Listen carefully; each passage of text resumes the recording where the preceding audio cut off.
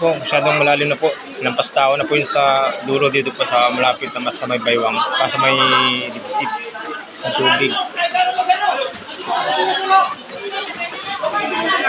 Ganyan na po kalalim. Ayan, ito po, naki-evacuate na po sila. Sobrang lalim ng tubig po.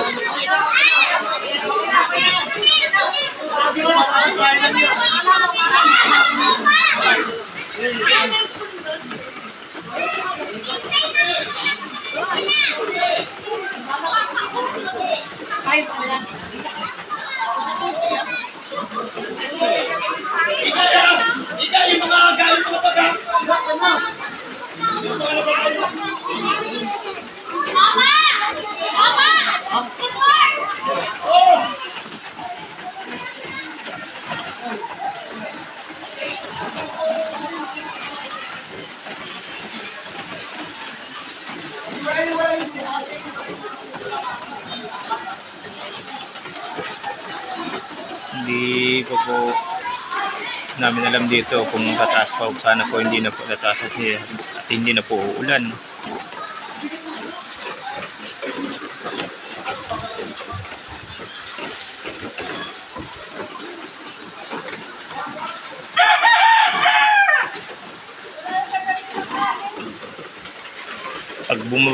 Pag bumaba po ako, nakpas tao na sa akin po dito sa baba. Ayan po yung ano.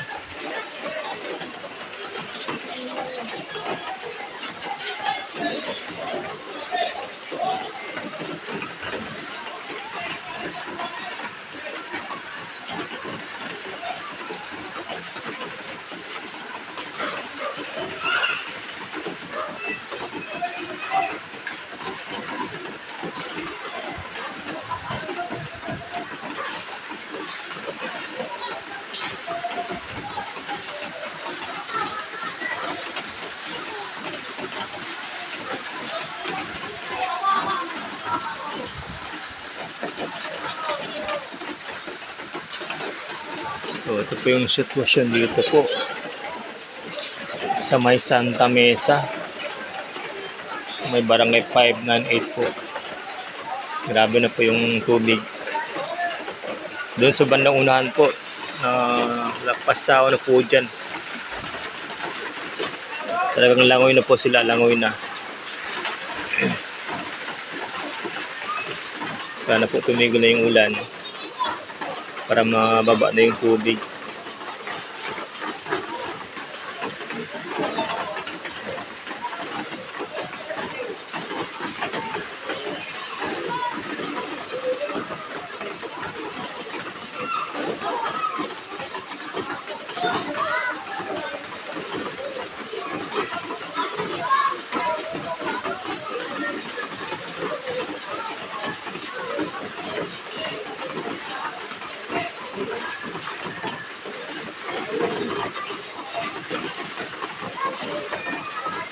Ito na yata yung pinakamalalim na ano ngayon.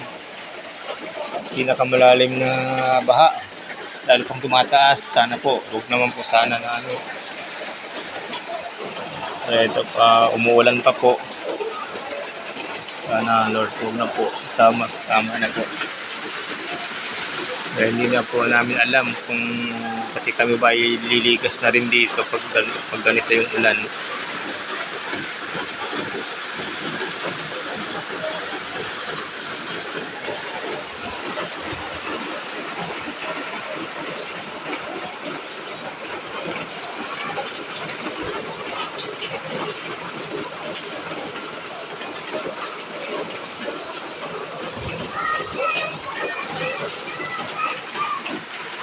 So, i-update ko lang po mamaya sa inyo ulit yung kaganapan dito po kung gaano nakalalim